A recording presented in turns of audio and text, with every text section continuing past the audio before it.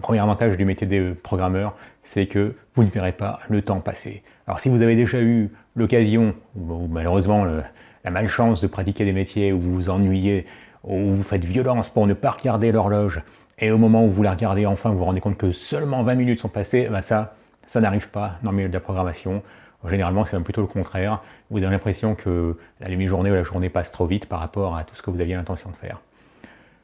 Le deuxième avantage, c'est que vous avez du pouvoir par l'incertitude. Alors, pour illustrer la chose, quand on sait précisément, à la minute presque, ce que vous êtes en train de faire, vous savez que vous êtes dans un métier où vous êtes clairement dominé. On peut à tout moment vous tracer, on peut à tout moment savoir ce que vous faites. Alors qu'en développement, d'une part, ceux qui ne sont pas techniques ne comprennent pas vraiment ce que vous faites. Ça ne veut pas dire que vous allez en profiter et faire un peu n'importe quoi à côté. Mais bon, l'avantage, c'est qu'il y a cette fameuse incertitude qui fait qu'on ne peut pas vous marquer à la culotte, si on peut dire, comme c'est le cas dans d'autres métiers où on sait à chaque minute ce que vous devriez être en train de faire. Vous pourriez très bien être à un autre étage en train d'aller voir le service intégration parce que vous avez poussé un package ou être en train d'aller voir votre MOA. Donc il y a une certaine incertitude qui vous donne ce pouvoir passif que vous n'avez pas dans certains autres métiers. Le troisième avantage, peut-être quelque chose qu'on aurait pu mettre en premier avantage, c'est que si vous aimez le code, il y a quand même un côté magique, particulièrement à notre époque, où tout est interconnecté, où on se promène avec un smartphone, un smartphone que je suis en train d'utiliser maintenant, même en ce moment pour enregistrer, qui fait caméra, qui fait GPS, qui fait à peu près tout ce que vous voulez finalement. Quand on pense aux ordinateurs qu'il y avait dans les années, ne serait-ce qu'à l'époque de Turing, c'était des ordinateurs qui prenaient la place d'un immeuble, et qu'aujourd'hui on a plus de puissance encore dans la poche, on se rend bien compte qu'on est clairement à une époque qui nous avantage énormément, nous programmeurs, plus le fait qu'on a accès à énormément de données, que ce soit via des API REST, que ce soit, les données sont multiples, on peut y accéder de multiples façons, et de là, il n'y a plus que notre imagination qui nous limite pour trouver quoi faire comme application, quoi faire de toutes ces données.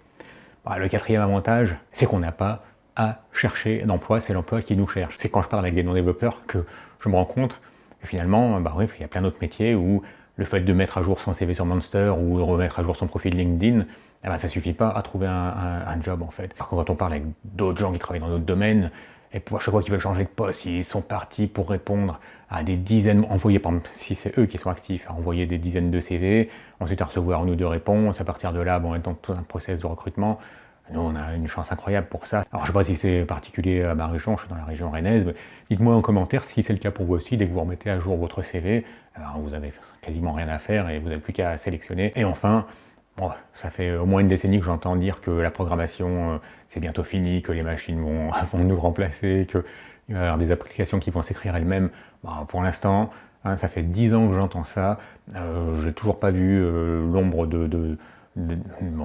machines, d'algo ou autres qui nous font des applications qui nous remplacent, tout simplement parce que les machines sont très fortes ou les algos sont très forts pour faire des tâches répétitives pénibles, mais ensuite pour ce qui est d'interagir, quand vous développez une application, il faut interagir avec le client ou avec la maîtrise d'ouvrage, il faut comprendre des besoins qui sont assez complexes.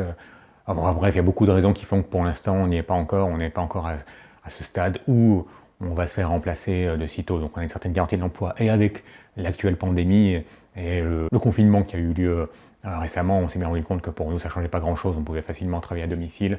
et, alors que d'autres étaient obligés soit d'avoir une perte d'activité sèche, comme les restaurants, les ciné, etc., soit d'aller prendre des risques, ça va faire des travaux pas intéressants et en plus risqués maintenant. Donc voilà, quelques avantages du métier de programmeur et qui ne sont pas anodins, donc si j'en ai oublié quelques-uns, n'hésitez pas à le mettre en commentaire. Abonnez-vous si ce n'est déjà fait, un petit like fait toujours plaisir, et à bientôt!